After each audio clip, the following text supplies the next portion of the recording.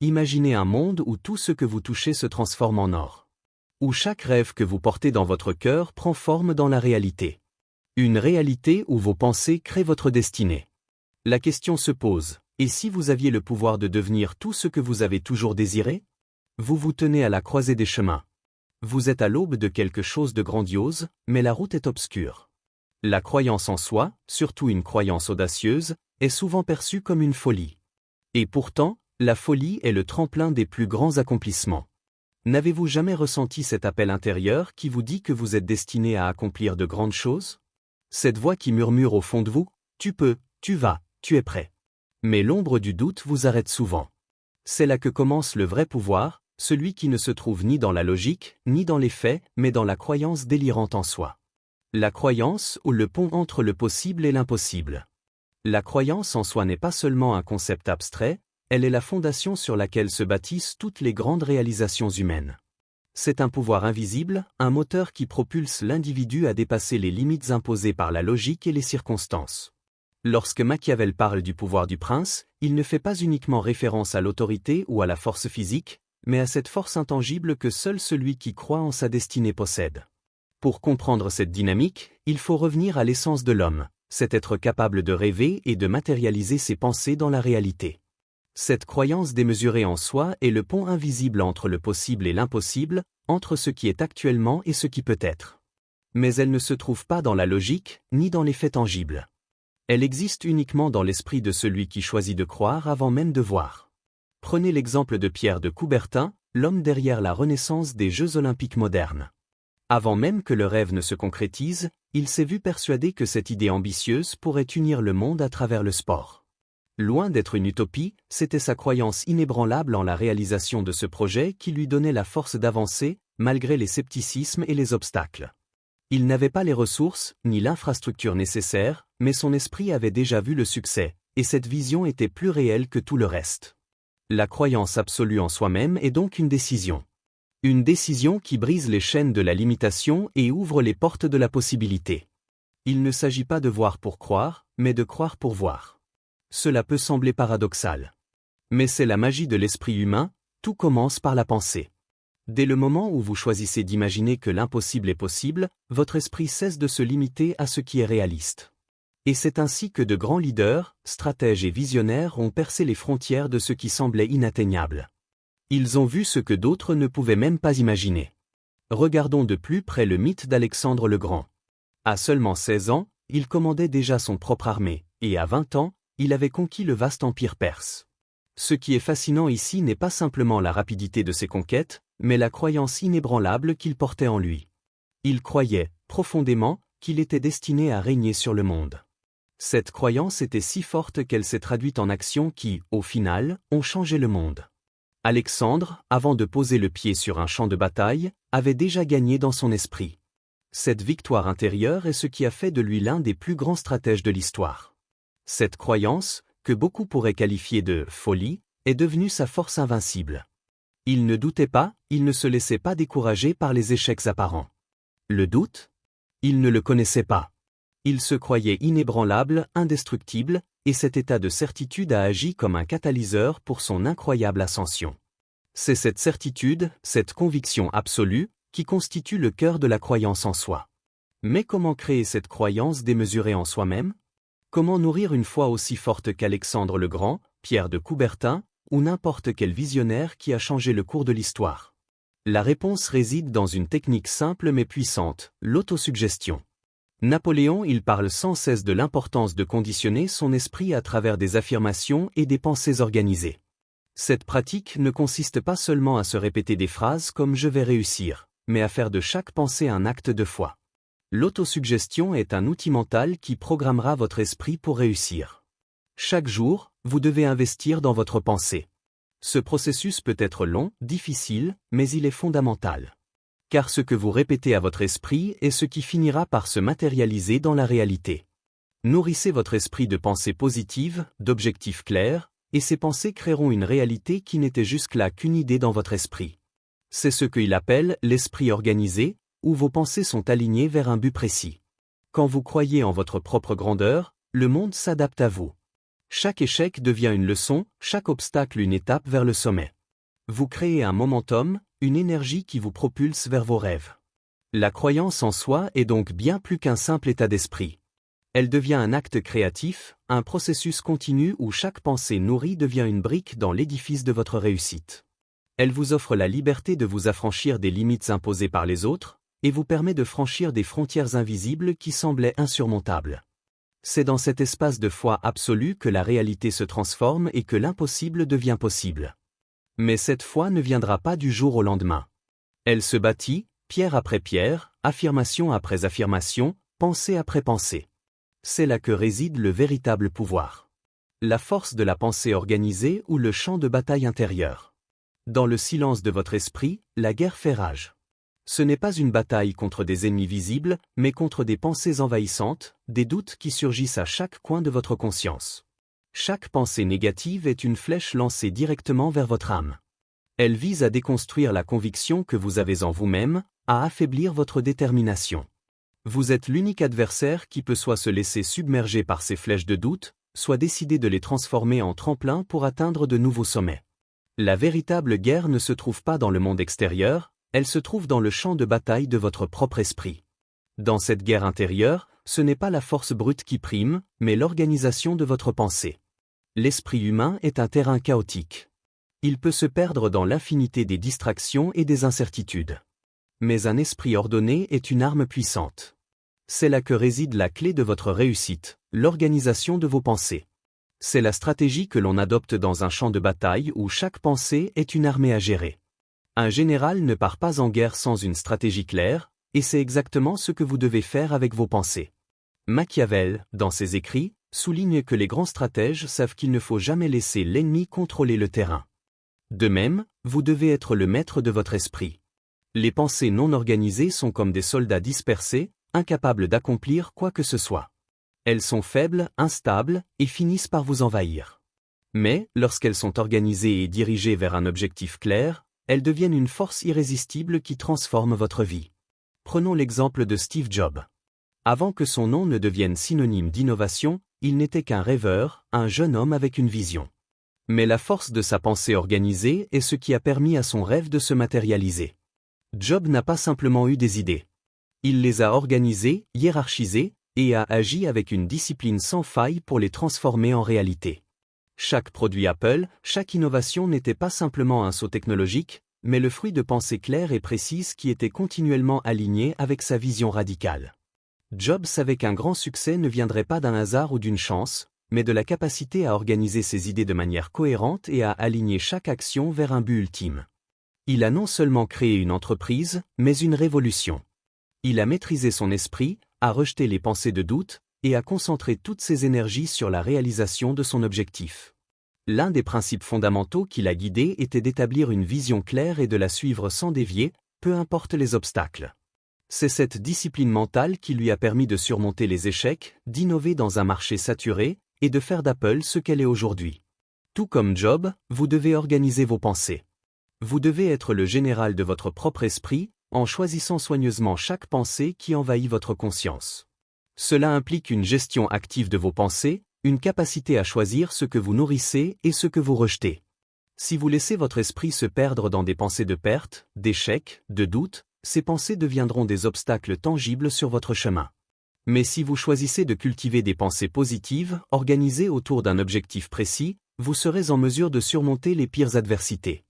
L'organisation mentale n'est pas un concept abstrait, c'est une pratique quotidienne. Chaque matin, vous devez choisir de vous entourer de pensées constructives, de croyances positives, et de visions claires de ce que vous voulez accomplir. Si votre esprit est constamment dirigé par une pensée précise, il devient beaucoup plus facile d'agir en fonction de cette pensée. Le doute n'a plus sa place, car vous êtes déjà concentré sur ce que vous voulez atteindre. Chaque action devient un pas vers votre objectif. Dans cette guerre intérieure, il est crucial de comprendre que l'ennemi n'est pas le monde extérieur. L'ennemi, c'est cette partie de vous-même qui se nourrit de la confusion et du doute. Chaque fois que vous laissez vos pensées se disperser, vous perdez du terrain. Mais en organisant votre esprit, en choisissant de le canaliser vers une vision, vous gagnez non seulement la guerre, mais la victoire finale. La bataille n'est jamais contre les autres, mais contre ce qui se cache dans votre propre esprit. La victoire appartient à ceux qui maîtrisent leur mental. Ceux qui savent organiser leurs pensées, aligner chaque action avec leur vision et continuer à avancer sans se laisser distraire. L'organisation mentale est l'arme secrète des personnes qui réussissent à transformer leurs rêves en réalité. Vous avez le pouvoir de créer ce monde, mais ce pouvoir commence dans l'arène silencieuse de votre esprit. L'autosuggestion ou la magie de l'esprit. Dans le vaste univers de l'esprit humain, il existe une force invisible mais infiniment puissante. C'est la magie de l'autosuggestion, cette capacité à programmer son subconscient pour façonner la réalité selon ses désirs les plus profonds. Vous ne le réalisez peut-être pas encore, mais chaque pensée que vous avez est une graine plantée dans la terre fertile de votre subconscient. Et chaque graine a le potentiel de germer et de se manifester dans votre vie, que vous en soyez conscient ou non. L'autosuggestion, c'est l'art de donner des ordres à votre esprit. À chaque instant, vous êtes en train de communiquer avec votre subconscient, en envoyant des messages qui forgeront la structure de votre avenir. Ce que vous répétez à votre esprit, ce que vous visualisez, ce que vous imaginez comme étant déjà accompli, commence à prendre forme dans le monde tangible. L'esprit humain est une machine impressionnante qui répond à l'input que vous lui donnez. Si vous y insérez des pensées de succès et de confiance, vous en récolterez les fruits. Si vous y placez des pensées de peur et de doute, elles deviendront des obstacles sur votre chemin. Prenez, par exemple, l'artiste. Avant de poser son pinceau sur la toile, il voit son œuvre dans son esprit. Il ne peint pas ce qu'il voit dans le monde, mais ce qu'il a d'abord visualisé dans son imagination. C'est dans son esprit qu'il crée l'œuvre parfaite. C'est la même chose avec vos rêves.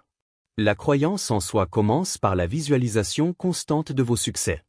Vous devez voir votre objectif comme déjà atteint, ressentir le succès dans chaque fibre de votre être avant qu'il ne se manifeste dans la réalité. Ceux qui réussissent de manière démesurée ne se contentent pas de rêver de leurs objectifs, ils les vivent dans leur esprit bien avant qu'ils ne se concrétisent dans le monde physique. Il existe une force mystérieuse dans ce processus. C'est la force de l'esprit, la force de l'imagination. L'esprit humain, lorsqu'il est utilisé avec intention et discipline, devient une machine à manifester des rêves. Chaque pensée, chaque idée, chaque désir est une commande envoyée à l'univers, et c'est ce que vous choisissez de programmer dans votre esprit qui déterminera ce que vous attirez dans votre vie. Rappelez-vous de Thomas Edison, l'inventeur de l'ampoule électrique. Avant qu'il ne révolutionne l'histoire avec sa découverte, Edison a échoué des milliers de fois. Des dizaines d'expériences ont échoué avant qu'il ne trouve la solution. Mais, à chaque échec, il ne voyait pas la défaite. Dans son esprit, il savait que l'invention de l'ampoule était possible. Il avait programmé son esprit pour réussir, et chaque échec n'était qu'une étape vers la réussite. L'esprit d'Edison était imprégné de la conviction absolue que son objectif était atteignable, et cette croyance lui a permis de persévérer, de ne jamais abandonner. Il n'a pas simplement voulu réussir, il a cru qu'il allait réussir, et c'est cette force de conviction qui a donné vie à ses idées. Mais comment fonctionne cette magie de l'autosuggestion dans le monde réel ? Comment pouvez-vous, vous aussi, utiliser cette force pour transformer votre vie ? La réponse réside dans l'intention claire et la répétition. Tout d'abord, vous devez être absolument clair sur ce que vous voulez. Vous devez visualiser vos objectifs avec précision. Que ce soit dans votre carrière, vos relations ou votre épanouissement personnel, voyez-vous déjà dans cette version de vous-même qui a atteint ce succès. Ressentez-le, vivez-le. Chaque jour, répétez des affirmations puissantes et positives qui vous rapprochent de votre but. Les affirmations sont l'une des techniques les plus puissantes de l'autosuggestion. Elles fonctionnent en ancrant profondément les croyances en soi dans votre subconscient. Quand vous répétez des mots comme « je suis capable »,« je suis destiné à réussir », vous créez des impressions profondes dans votre esprit. Ces impressions deviennent les fondations de vos actions et de vos pensées futures. Vous commencez à agir, à penser, et à vibrer comme la personne que vous souhaitez devenir. Petit à petit, vous attirez les opportunités qui vous rapprochent de votre objectif. L'univers répond à cette énergie que vous émettez. N'oubliez pas que l'autosuggestion n'est pas une question de simple répétition mécanique. Elle fonctionne quand elle est accompagnée de foi et de passion. L'important n'est pas seulement de se dire qu'on peut réussir, mais de le croire avec tout son cœur. Il s'agit de transformer la pensée en une réalité vivante et vibrante qui anime chaque aspect de votre vie. La magie de l'esprit réside dans ce processus invisible, mais inébranlable. En utilisant l'autosuggestion, vous êtes en train de reprogrammer votre subconscient pour qu'il vous guide vers votre réussite. Chaque pensée devient une graine, chaque affirmation une invitation à l'action. Vous n'êtes plus simplement un spectateur de votre vie. Vous devenez le créateur de votre destinée, sculptant chaque jour un futur brillant avec la puissance de votre esprit. Le pouvoir de la persévérance, rien n'est impossible. Il existe une force plus grande que les talents, plus puissante que la chance et plus résiliente que la peur, la persévérance. C'est cette capacité à avancer, à ne jamais s'arrêter, même face aux plus grandes adversités. La persévérance, c'est la conviction que, peu importe les obstacles, vous finirez par atteindre votre objectif. C'est croire en votre succès avant qu'il ne soit visible, c'est marcher sur le chemin du succès alors que tout semble vous dire d'arrêter. C'est une force mentale qui ne se laisse pas intimider, qui transforme les échecs en tremplin et les difficultés en opportunités. La persévérance n'est pas simplement une qualité. C'est le véritable test de votre foi en vous-même. Lorsque vous rencontrez des défis, il n'y a qu'une seule question à vous poser. Est-ce que je crois encore que je peux réussir? C'est dans ce moment décisif, au cœur de la tempête, que votre véritable potentiel se révèle. La persévérance vous permet de voir au-delà des échecs temporaires, de garder votre regard fixé sur le but, et de faire preuve d'une détermination inébranlable, même lorsque tout semble perdu. Car rien n'est impossible pour celui qui persévère, et chaque obstacle est une leçon sur le chemin de la réussite. Prenez l'exemple de Michael Jordan, l'un des plus grands athlètes de tous les temps. Avant de devenir une légende du basket, Jordan a été rejeté de son équipe universitaire. Imaginez ce que cela aurait signifié pour la plupart des jeunes talents. Un rejet qui aurait pu les faire douter d'eux-mêmes, les faire abandonner leurs rêves. Mais pour Jordan, cela ne fut qu'un défi personnel. Plutôt que de se laisser abattre par cet échec, il l'a utilisé comme une opportunité pour se surpasser. Il a transformé cette défaite en une source de motivation, une énergie nouvelle qui a nourri son travail acharné. Jordan, fidèle à sa croyance en lui-même, a décidé que cet échec ne définissait pas son avenir. Il a choisi la persévérance plutôt que la résignation. Son succès ne fut pas le fruit du hasard, mais celui d'une détermination sans faille à avancer malgré les obstacles. Il a mis en pratique l'une des plus grandes vérités de la vie. Les obstacles sont inévitables, mais la manière dont vous réagissez face à eux est là où réside votre véritable pouvoir. La persévérance n'est pas simplement de continuer à avancer, mais d'avancer avec foi et confiance en votre réussite, même lorsque les résultats ne sont pas immédiats. Chaque fois que vous êtes confronté à un obstacle, vous avez l'opportunité de renforcer votre caractère, de tester votre résilience et d'affiner votre vision. Il n'y a pas de succès instantané, il y a seulement l'engagement à ne jamais abandonner. Pensez à Thomas Edison, encore un autre exemple de persévérance incarnée. Avant d'inventer l'ampoule électrique, il a échoué des milliers de fois. Mais il ne considérait pas ses échecs comme des obstacles insurmontables. Au contraire, chaque tentative ratée était un pas de plus vers le succès. Quand on lui demandait comment il avait supporté tant d'échecs, il répondait « Je n'ai pas échoué. J'ai juste trouvé 10 000 façons qui ne fonctionnent pas. » Edison savait que la persévérance est la clé de l'invention, de l'innovation et du progrès. Il a persisté avec une foi indéfectible en ses idées, jusqu'à ce que la lumière éclaire le monde entier. La persévérance, c'est cette certitude profonde que, même dans les moments les plus sombres, vous êtes en train de bâtir quelque chose de plus grand que vous-même. C'est comprendre que les grands accomplissements ne sont pas le fruit de la chance, mais de la ténacité et de l'engagement. Rien n'est plus puissant que la croyance inébranlable en votre réussite. Peu importe le nombre de fois où vous tombez, tant que vous vous relevez et que vous continuez à avancer, vous êtes en train de vous rapprocher de votre but. La route vers le succès est pavée de persévérance. La persévérance, accompagnée de cette foi profonde en vous-même, crée des miracles. Elle transforme ce qui semble impossible en réalité. Chaque jour où vous continuez à avancer, même lentement, vous êtes en train de bâtir une fondation solide pour votre réussite future. C'est dans ces moments de lutte que vous découvrez votre véritable puissance. Ne vous laissez pas décourager par les obstacles. Soyez inébranlable dans votre quête, car ce qui vous attend au bout du chemin est plus grand que tout ce que vous pouvez imaginer. Dans la quête de la grandeur, la persévérance est l'ingrédient secret. Rien n'est impossible pour celui qui persévère avec foi et passion. La route peut être longue et semée d'embûches, mais chaque pas que vous faites vous rapproche un peu plus de votre objectif. Le succès appartient à ceux qui, même face à l'échec, choisissent de se relever et de continuer à avancer. Il est temps d'agir. Votre pouvoir réside dans votre croyance en vous-même. Cette foi déraisonnée, cette conviction inébranlable, cette foi absolue en votre propre potentiel, est ce qui vous propulsera vers la réussite. Machiavel l'a compris, Seul celui qui se croit invincible finit par l'être. Ce n'est pas la chance qui crée le succès, mais une croyance profonde en soi-même. Alors, aujourd'hui, décidez de croire en vous. Cultivez cette croyance délirante, osez rêver grand, et regardez les portes du succès s'ouvrir devant vous. Vous êtes déjà tout ce que vous désirez devenir.